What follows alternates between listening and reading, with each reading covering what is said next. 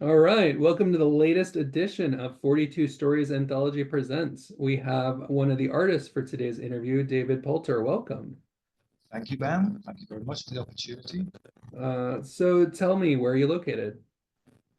Pardon? Where are you located? Oh, sorry, where am I located? Yeah. Currently, I am located in Tainan, South Taiwan. Oh, Taiwan. That's really close to me. I think you're the closest interviewee I've spoken with so far. Yeah, almost on the same timeline. Yeah, only an hour back, right? Yeah, What brings you to Taiwan? lots of things.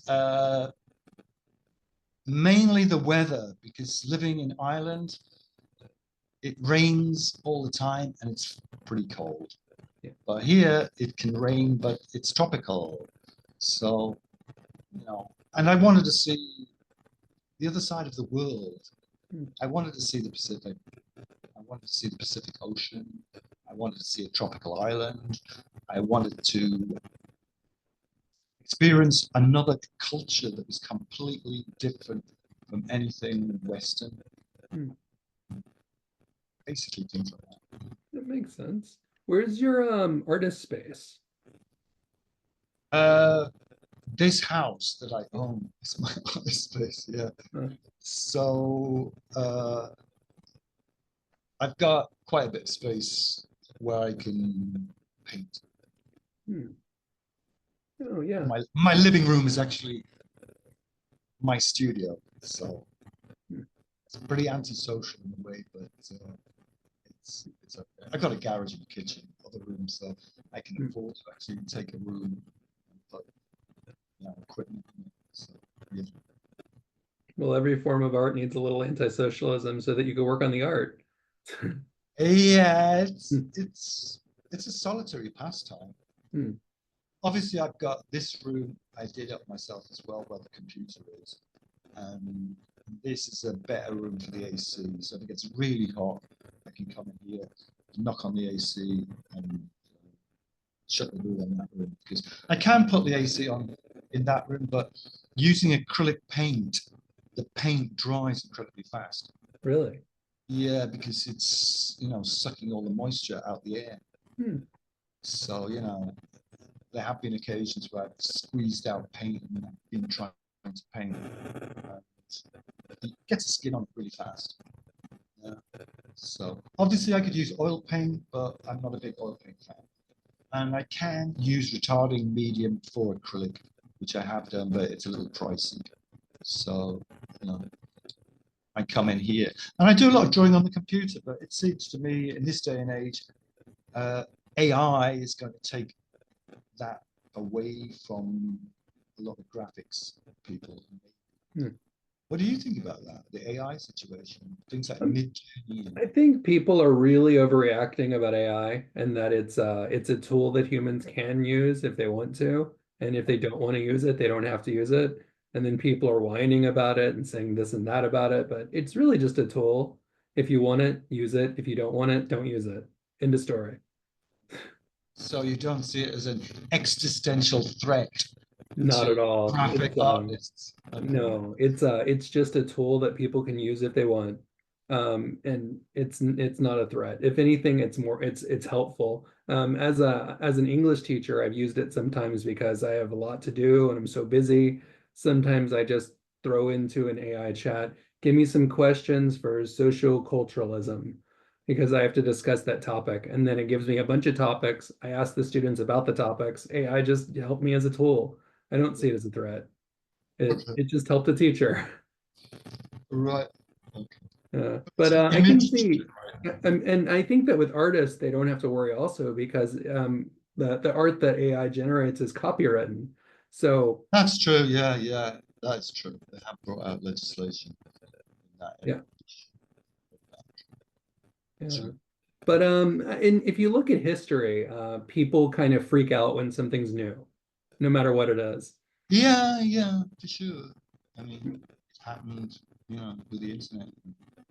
Yeah, people flipped out about the internet. But instead of getting way off topic, I want to talk about you. And so why don't you tell the viewers your bio if you have it handy? Or Myself, I was born in Sunderland. which is in the northeast of England, in 1965, believe it or not.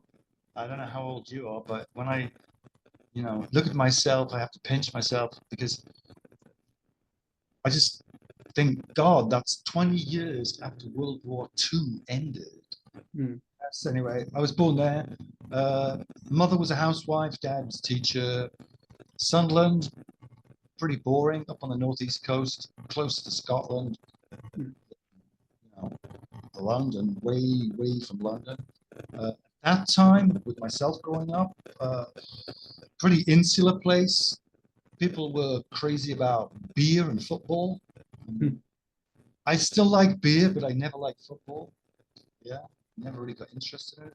Anyway, my mother was always encouraging me to do art. I have two sisters and a brother, and they were all like my father. They were science and math, and I wasn't. I was Hmm. someone who liked to draw, so she pushed me in that direction. So eventually, I went to Sunderland Polytechnic, which is now Sunderland University, for a year, did a foundation. After that, I went to Leeds University, did a degree in art. After I left, I lived in various places in England. I was in the Yorkshire Dales. I was in Margate, down by London. I was in St Ives. I went up to Wales and the Gower Peninsula and tried to keep my art going, doing freelance stuff. Luckily, I did have an agent from college who picked me up. She was really good. But I got sucked off into other interesting things that I liked. I did a lot of building. I Hmm. still like building. I like DIY. Eventually, I moved to Ireland. I was in Ireland, my choice. Once again, resurrected my art career. The Irish are actually really helpful. Hmm. Fortunately, towards the end of my time in Ireland, uh, I split with my partner. I got a an infection, some kind of viral infection, I think, which I later wrote about in a book, which is under fiction, but it gave me a situation where I could actually hear voices in my head. Oh. So it was connected to a schizophrenic condition. But funnily enough, much, much later with my poor mother, she had problems with her teeth, got a blood infection, and she started hearing voices. And they took her to a specialist, and they actually said it wasn't that condition. They said there wasn't enough oxygen getting to her brain. Oh. That's Oh. why it was causing it. So maybe something similar happened to me because I was actually eating a lot of organic food, which I was growing, and ironically, I was drinking milk straight from a cow. Oh. No pasteurization. Wow. So when I went to the doctor and he was examining me, giving me blood tests and lots of different treatments, they couldn't identify what was going on. Eventually, things seemed to get better, and I applied to teach English in Taiwan. And Hmm. eventually came here. And in Taiwan, I wrote a book about my experience that's actually under fiction, and it got published. What's it called? It's called The Idiot. I didn't realize at the time there's a book by Dostoevsky, is it the Russian guy? I forgot how to pronounce his name, so I shouldn't have used the same title. But it's also a joke on I was a fugitive from a Georgia chain gang. I've got a subheading called uh, I was a lunatic from a Geordie Grange town. Hmm. So, well, whether that was a good idea or not, but luckily the book did get published. I got the IBN number. And I do write short stories and put submissions out, Hmm. things like that. I like writing and I like painting, but obviously I'm out here teaching English to adults. I prefer teaching Hmm. adults English. They, Oh, they're there out of choice. I have taught children, but unfortunately, I don't know what it's like in Japan. But if you teach really young children, uh, or even maybe sometimes teenagers, they're there because they're forced to be there. They don't really want to be there. Whereas teaching adults English, I find that they are very enthusiastic and keen because they choose to be there. But that's my impression. Other people might. Anyway, that's about it, I guess. hmm. Unless you've got another question. Oh, well, I mean, here it just depends on the kid and the family. In some cases, like that. I just had a student the other day because I'm teaching a summer thing, and I asked her, "What do you want to do for your summer vacation?" She said, "I want to do my homework." And I go, Your parents aren't here. You could be Uh, honest with me." And she's like, "No, I like doing my homework." I go, "Sure you do." She thinks I'm recording what she says to her mom or something. That's what's going on. but that's okay. But I got her to talk about how she really wants to go to Italy someday and play volleyball, and she talked about real stuff after that, like a few more questions like that. You get that from students. Maybe they don't want to learn English, but there's something about English that'll jive with them, and they'll want to talk about stuff. I think, Yeah, getting subject matter is hmm, probably tricky. yeah, I know what they want to talk yeah.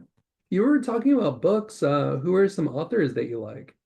Well, I read a lot in Ireland. When I lived in Ireland, I actually had no television, so I Good. actually had you know, a life free to do what I wanted. So I read a lot, but really one of my favorite authors is Hunter S. Thompson, I must admit. Oh, And not because of his books, just because of his books, but because of his attitude. Not because he was gun crazy either. I'm not someone who supports, someone firing guns everywhere. But if you actually watch him in his interviews, he's very witty. He was aware of the political situation as well. I think he had a strong feeling for the politics of the era. He definitely had that with Fear and Loathing in Las Vegas. If you read the full book, you know, not the movie. I think the movie kind of skips over that. Not that I'm criticizing the movie. they just skim the book. It's not like the movie. The movie and the book aren't, Yeah, the they're book kind of is different things. the book's a lot more detailed in its ideas and very witty Hmm. about things, and also very insightful about how the 60s broke into the 70s and stuff like that, how it all came to an end. Hmm. Uh, I admire him as well because when he was young, he didn't really have a lot of chances. I mean, he was actually an accessory to a crime. He was caught in a stolen car, I think. He served half the time and then he was, released. When he was released, I think it was some kind of bargain, and he joined the, the Air Force. Oh, Yeah, but he actually started doing a lot of writing, on the side in the Air Force. But they're really mean to him because they wouldn't let him take his exams. He hmm. was not allowed to take his exams, so he couldn't graduate. So he was really starting from a really bad point. He was starting from being someone who'd actually served time in prison, gone into the Air Force, wasn't allowed to graduate, and he dug himself out of that. He came from a reasonably middle class background.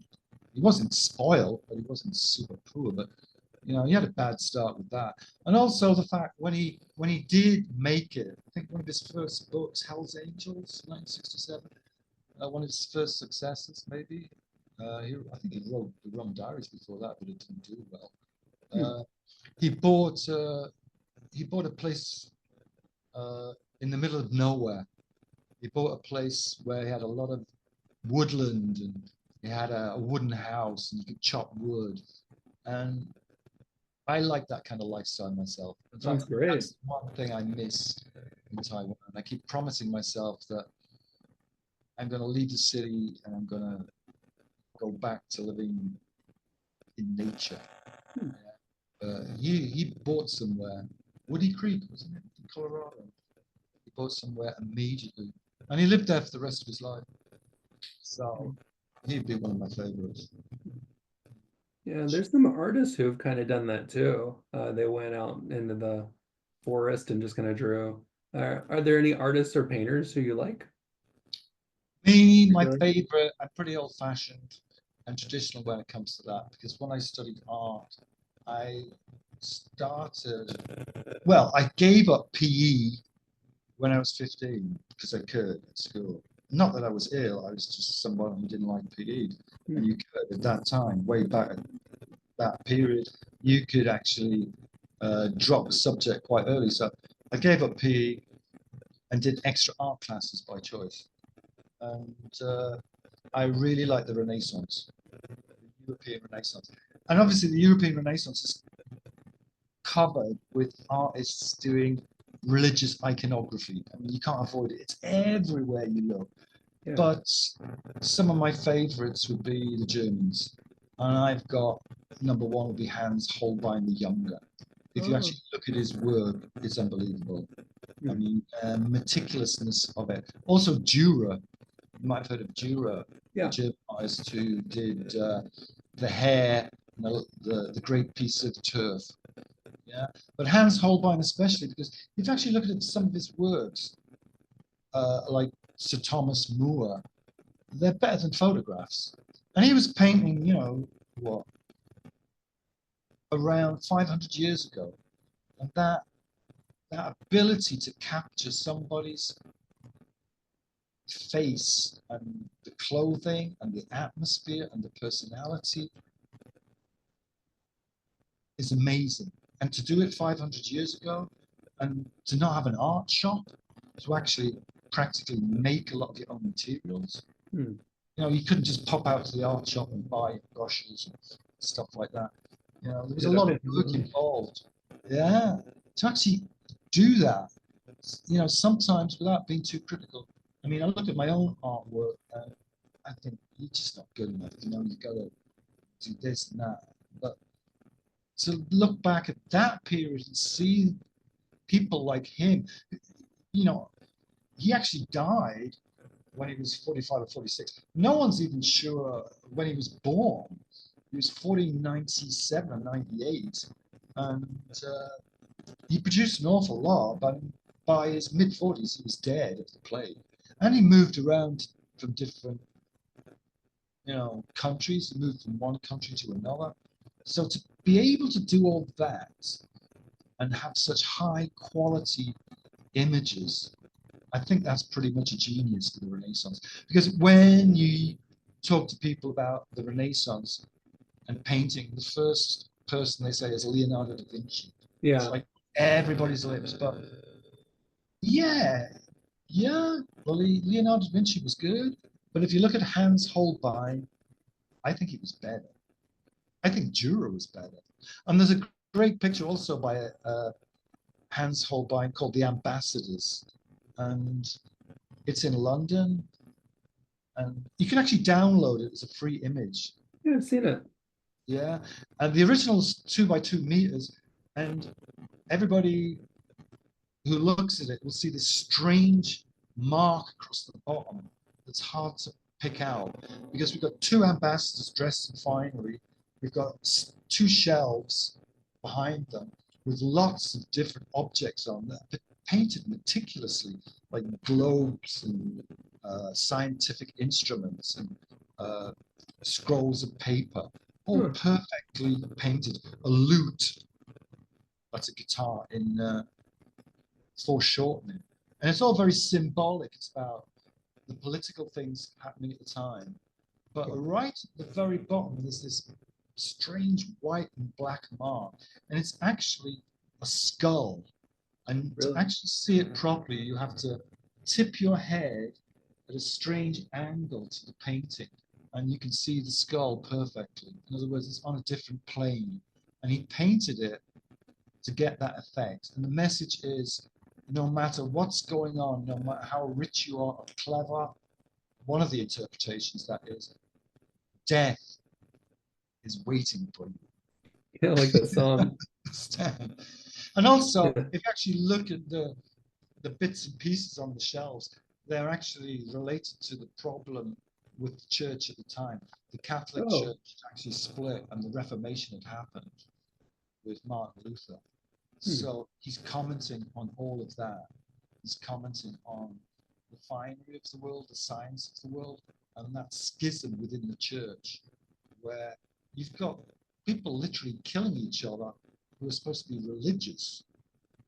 Because, when the Reformation happened, it was a big problem, and people died for it. So he's got the skull at the Oh. bottom that is like in a different dimension, because you've got to tip your head, as I said, to see it. And it's got a commentary. It's a commentary on like overlaying all our problems and all our wealth and all our belief systems and everything. Hmm. Can't escape death. And I Oh. think, for the time, for 500 years ago, it's an amazing image. You can easily find it. Just look up the ambassadors, Hans Holbein the Younger, and you get it. It's in London. And it's a big piece of work as well. It's about 2 by 2 meters. Worth a So look. I just want to clarify something because the transcription I was sort of reading too, and it didn't transcribe it right. But you said that he died in 1543, and the transcript got that totally wrong. So I just wanted to clarify that. yeah, he died in 1543. Yeah, Hmm. Yeah. yeah, probably of plague, Yeah. but his birth was 1497, 98. It's strange. They don't really know when he was born. Yeah. Yeah. It's a mystery. Yeah, so There's a you lot of know, that back then. yeah, yeah. But to actually be such a genius, Hmm. you know, to be such a genius Yeah. There and was. produce so much work and travel so much and die at such a young age. I mean, Did he paint one of the kings? he ain't painted King Henry VIII a lot. Right. Yeah. But I mean, it would be like, The one. with King Henry VIII, it would be you paint me or you die kind Hmm. of commission. You wouldn't have had much choice on that one. Yeah. I remember his piece looking really good when I saw it. I thought he drew him perfectly. He was Yeah, very meticulous. absolutely. It's like a recorder. Hmm. Like he recorded the age in such a perfect way, you know? And obviously there is some religious iconography, but he hasn't done much. But with some artists, it's just religious iconography. Not that it's bad. I mean, Michelangelo's Pieta is unbelievable. That's the sculpture of Mary holding Jesus. But I mean, Sistine Chapel, it's all Hmm. Okay. You mentioned iconography. kind of trailing off onto drinking. You mentioned drinking earlier, like beers, and Yeah, trail well, what? Well, because I want to show you something just real quick. okay, So cool. there's a beer in Japan that I like. It's a stout called Itami. It's the city I live in, Itami. And you also mentioned you lived in Ireland where they have Yeah, Guinness, right? But this stuff is so yeah. much better if you can ever get your hands on it. Really? It's Yeah, better. I don't It's know. If better you than like Guinness stout, now, is it? You think it's yeah, better than the Guinness? that's just me. I don't Right, know if it's everybody's drink of choice, but I really like it. It's a right. good Do stout. you get it outside of Japan? Is it I'm sold not sure. as an I've export? seen it on Amazon. So, but, Because Guinness, I've tried Guinness here and I didn't really like it. You really gotta go to Dublin or yeah. get Cork City because it's Is that the craft. issue? Because whenever I've tried Guinness in Japan, I've always gone, something's off about this. Yeah. So it could Is be it? because it's here. Yeah. Is it the Guinness where you've got that little plastic thing rattling Yeah, around? that's Yeah. it. Yeah. Yeah, It's supposed to be an imitation of craft. that's what So, it is. Because I had it in Liverpool and it was amazing. And yeah, right. Okay. Because you're next door to Ireland. yeah, but here it's not the same. It's definitely imitation. You're right. Yeah. Yeah, I'd go with that. I'd go with that. You like Taiwan gold medal beer? I have. I've got one down here that I might drink later, but yeah, I do. Okay. But I mean, I don't want to promote drinking, but the problem was when I was growing up in England, that's all there was. I mean, there was football and beer. Yeah. And I remember going to the pub. I got a job when I was 15 at a garage, a service station, petrol station, gasoline station. and I had my own money, and everybody went to the bars and pubs, which was obviously illegal, Hmm. but it was totally acceptable. You know, if you didn't go out, you know, it was strange. So I remember, you know, starting drinking when I was like 15, going on 16, right up until I went to college. Funnily enough, when I did go to college, I actually stopped drinking, not because I chose to stop drinking, just because I got so involved in art. But prior to leaving my hometown, it must have been as though I was brainwashed with everyone. I was just drinking every weekend, just at the weekends. Yeah. But you could go to a bar at 15, 16, 17, and as long as you didn't look too much like a child, they just let you in. No ID in the UK at that time, no ID now. And even my mother, who bless her, didn't drink, you know, on a Friday night, if I was watching TV, she would say, David, aren't you going out? Aren't you going to the pub? You know, and I'd say, no, I'm going to watch TV. Mum said, come on, get yourself out, go to the bar, have a good time. No, Hmm. so it was something that was just normalized. It Hmm. was just a normal thing to do. Watch football and drink beer. Except I didn't watch the football. I like to paint. I did a lot of painting, but I would go and have a beer. Hmm. So yeah, here, yeah, I like the gold medal beer. Okay. I think maybe if you just grab it. Sure thing. And I'm not really promoting drinking. I only drink occasionally and might have one Yeah, beer every yeah, 3 weeks. but This I'm isn't even just showing it open. because it actually won an award. Oh, It, yeah, yeah.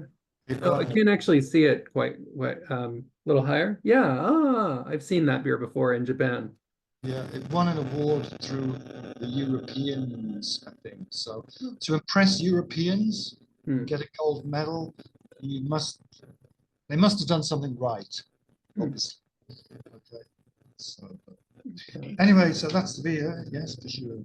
So, before we started recording, I was talking with you about your story that you had submitted to the anthology, and you said it was inspired by Apocalypse Now. Is that right? The story is not inspired by Apocalypse Now, even though Apocalypse Now is one of my favorite movies. Okay, What I was trying to say, there is a connection anyway. What I was trying to say is Apocalypse Now is really old. I mean, it's 1979. that's what you were saying. Okay. It's a classic. Uh, but I mean, if you actually look at the movie itself, it took about 4 years to film. So Francis Ford Coppola pretty much started, I guess, after the fall of Saigon, which was what, 1975. I'd Hmm. be 10, I'd be 10 years old. Like I mentioned, Lawrence Fishburne, who's famous for being in The Matrix, and he looks like a really big guy. Hmm. He is the young black guy, Mr. Clean, in the movie that gets killed about three-quarters of the way through. And he's really Hmm. skinny and thin.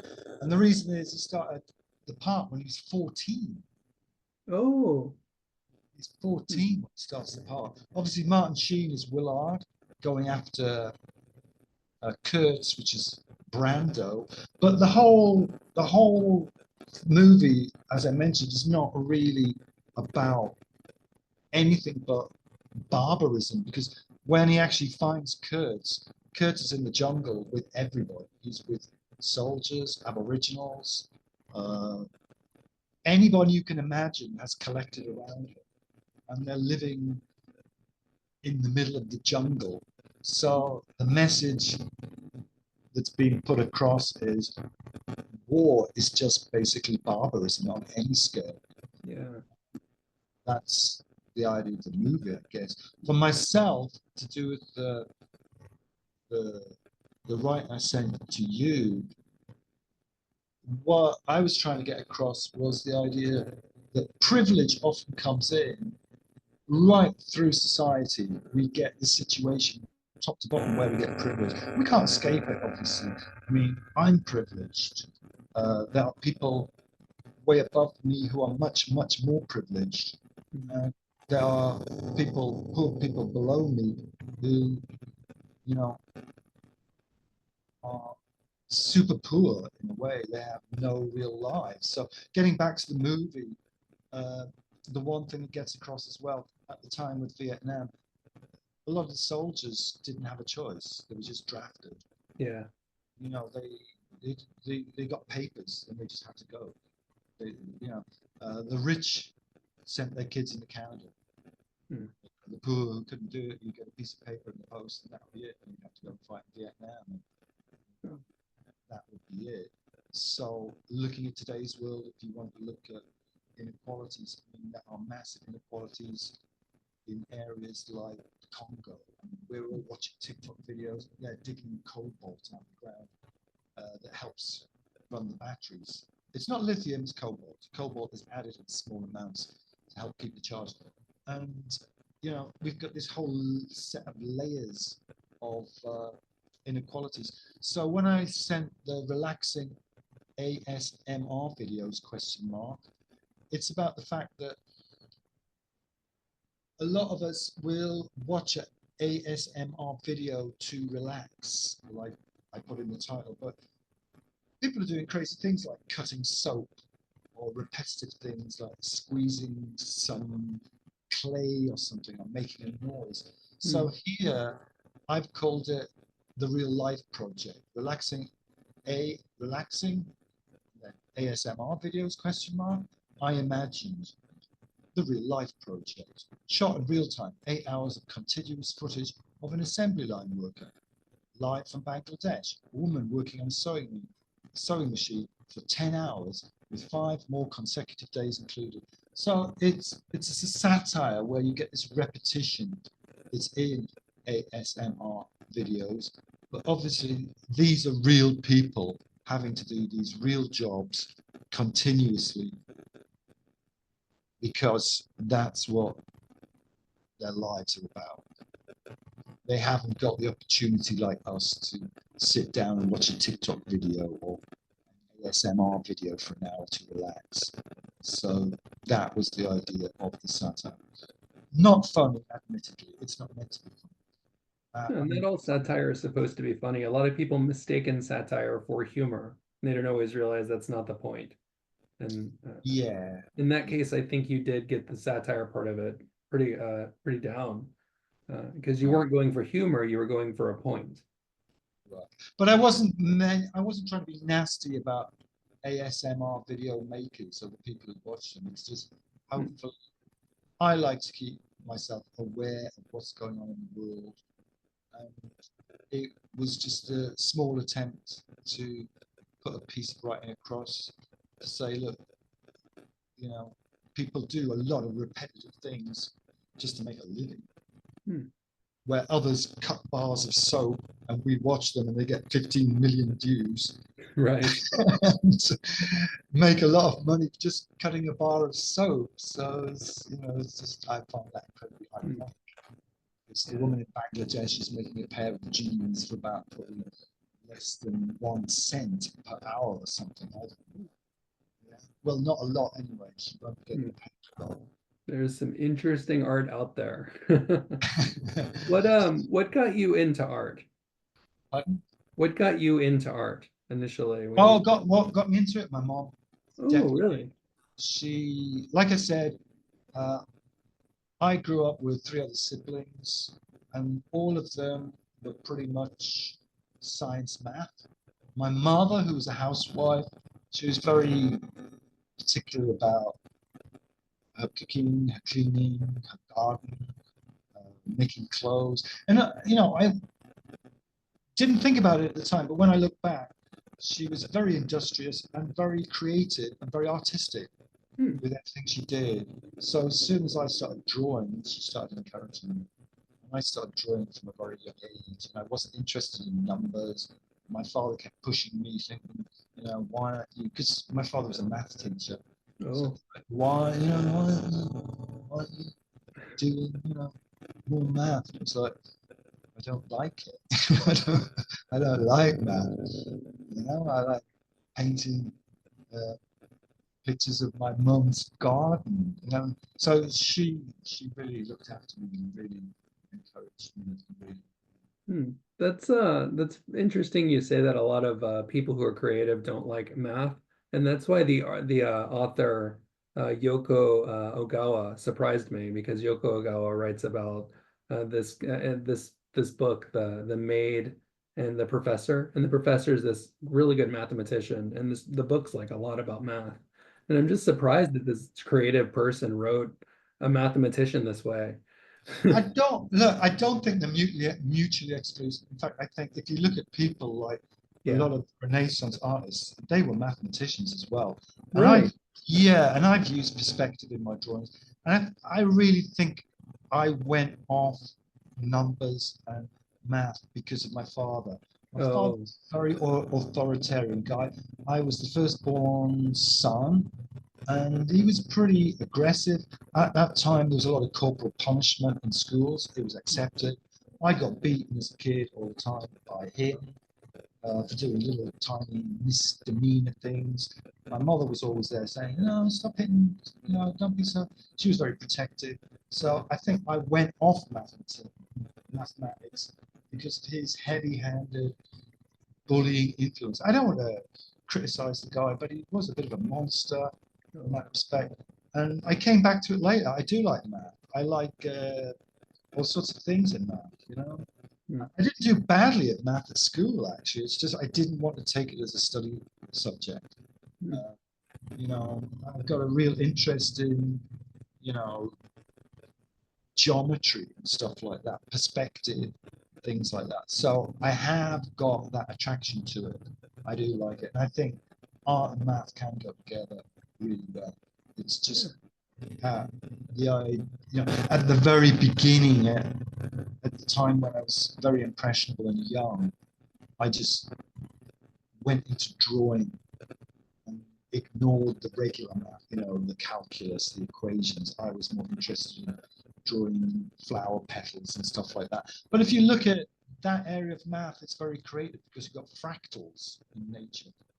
Yeah, fractals. All those things there that I found out about later. So I still had an interest. It's just I didn't want to go directly down the pure math road in studying. I wanted to do art at university. I wanted to, get involved in art. But yeah, math is certainly an interesting subject. Even today, I find it interesting. It's just right at the beginning, I didn't want to be bullied into it. I don't think. That makes a lot of sense. What keeps you inspired and to continue drawing and making art? Everything. I mean, the idea about art being crazy, if you go back to, Dada, are you familiar with Marcel Duchamp? Yes, Yeah, surprisingly. yeah. And the idea that was it 1918 or 1919? He Hmm. took a urinal out of its context and put it in a gallery. Yeah. And Hmm. everyone was kind of like shocked. I mean, that's over 100 years ago. Hmm. Some guy said, look, this is art. And the whole idea is that we're so conditioned to art being in a white room. Hmm. So it's it's crazy because you can take anything off the street and put it in an expensive white room and it becomes art. Okay. You Yeah. understand? So the point Yeah. is, how can we deal with something like that? Hmm. So my constant quest is, how can you refine that process? Because otherwise, and maybe it's true, anything's art. You can go Hmm. out there, pick up anything, any piece of garbage, anything from the street, and put it in a white room, and magically it becomes art. And that's what Duchamp proved over 100 years ago. Now, when you do something like that, how can you go beyond that? Hmm. How can you take that idea and go beyond it? So that's what kind of powers me along because he did the ultimate over 100 years ago. He was like, look, the gallery is actually making the art to a Yeah. certain extent. It's generating our thoughts. Yeah, because if you take this object or whatever it is in a gallery and put it outside your house or next to your garbage cart, will it be noticed? Hmm. Now, something like Hans Holbein picture will be noticed. It's brilliant. But if you go to a gallery, use that as a way of judging the art. If I took this out of the gallery, just put it outside my house, would people consider it art? Hmm. Would they consider it something thoughtfully done? Would it convey the message across of what I'm trying to say? How would people react to it? Because my constant problem is art needs a white room to make it have meaning. Hmm. And can we get around that somehow? Or can we use that to measure the art by removing it from the white room and putting it in a more ordinary context, or even a context where it's next to something that's not artistic, it's just boring. So Yeah. will it stand out? Will it shine? Will it give us a message, or will it just blend in? And that's why like I say, that's why I admire Holbein, because no matter where you put his picture, it's brilliant. Hmm. If I saw a Holbein picture, next to a trash car, I'd steal it. A lot of people would. Well, if somebody was throwing something like that out, I'd say no. Hmm. So would I with other pieces of art? And then on top of that, obviously, you've got the technical side, because you can't avoid the fact that science and art have always been joined together. I mean, Hmm. oil painting was a revolution. Before that, they were using tempera. They were using pigments with egg yolks to get transparency. If you wanted opaqueness, you use the egg white. And then Jan van Eyck came along and said, let's use poppy seed oil, or let's use linseed oil Hmm.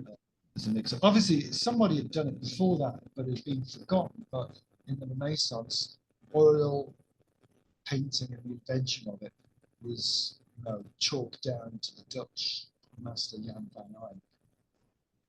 Did a lot of really detailed stuff. So every step in art has been some kind of technical achievement.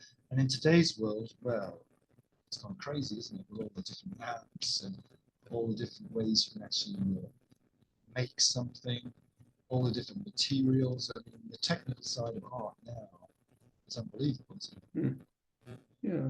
But Well, let me share screen and show viewers what you did for the book, because you clearly know what you're talking about, but I also want to show anyone interested your work. And I'd like just for a moment, if it's okay, for for you to kind of talk me through the work. So you were I emailed a bunch of people, hey, can you do a crime cover? And you sent one. We had a bunch of them, and yours just stuck out. And I said, this is the winner. And like right when I saw it, and then everybody else said that too. So why don't you talk me through this piece that you made? this is a really, really crazy story. Okay, I was living in Taiwan as usual in an apartment. Yeah, and I wanted to buy a house.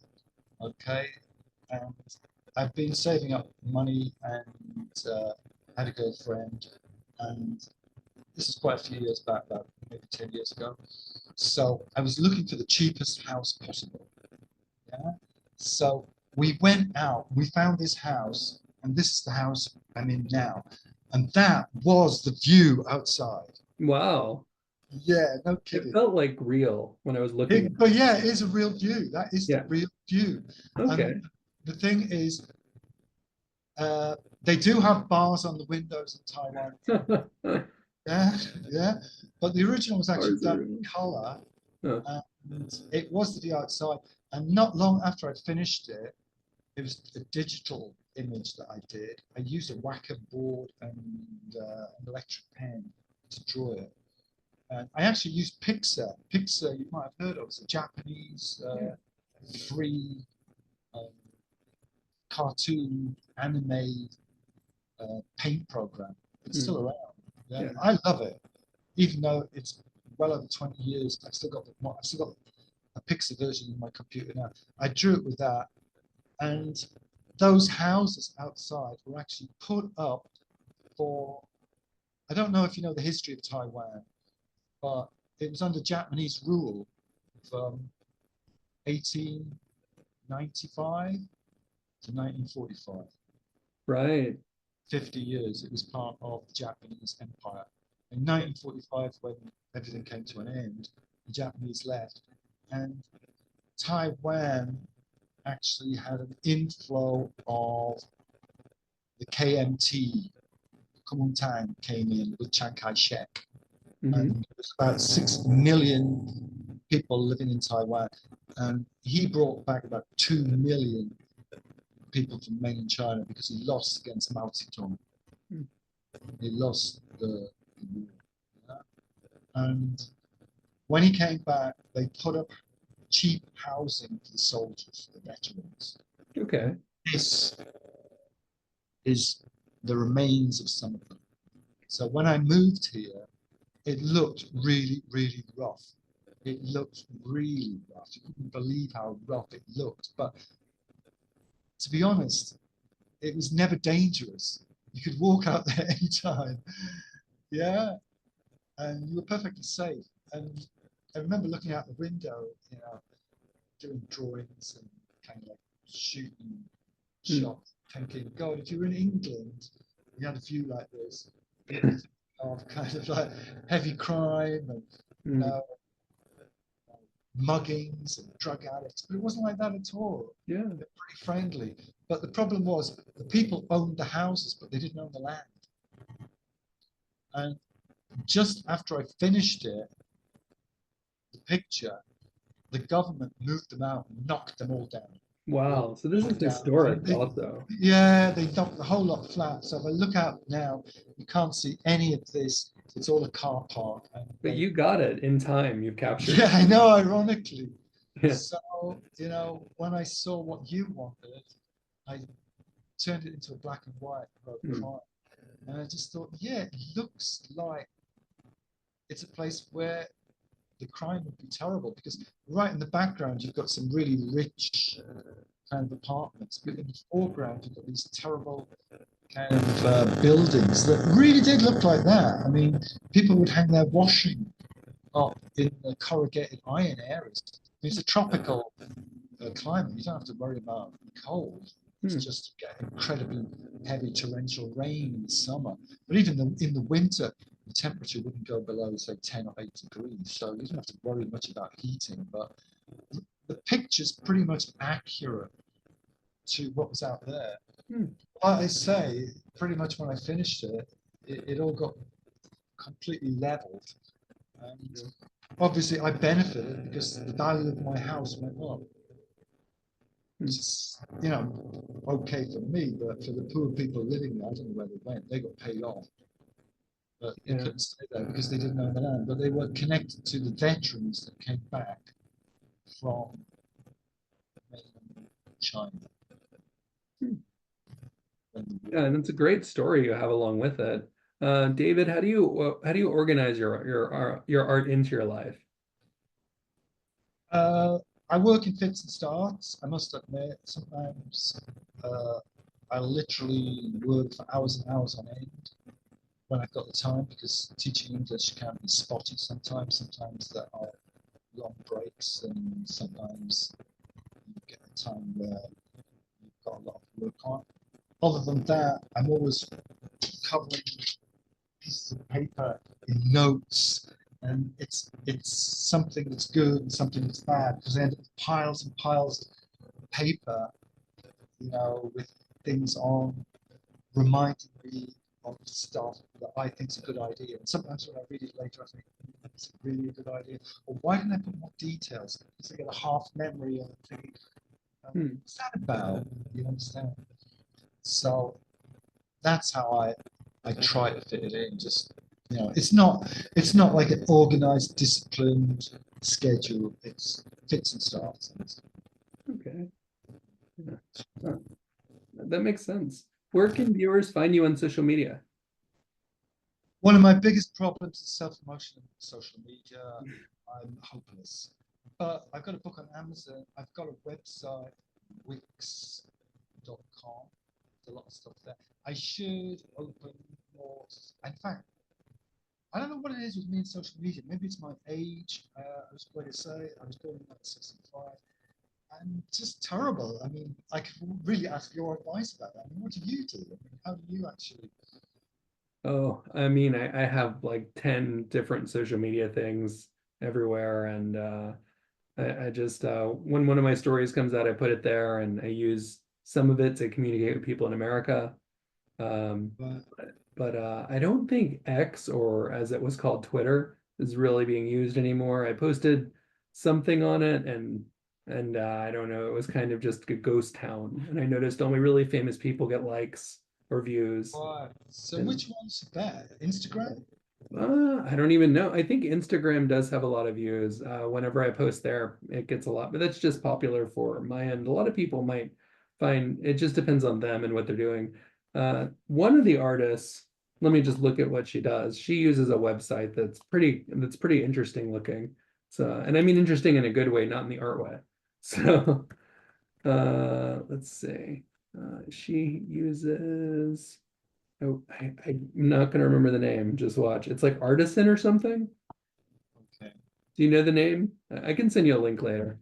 But Send me a link if you can. yeah, and since you have a website though, it's david1poulter.wixsite.com. Yeah, I yeah. think that's good enough, probably.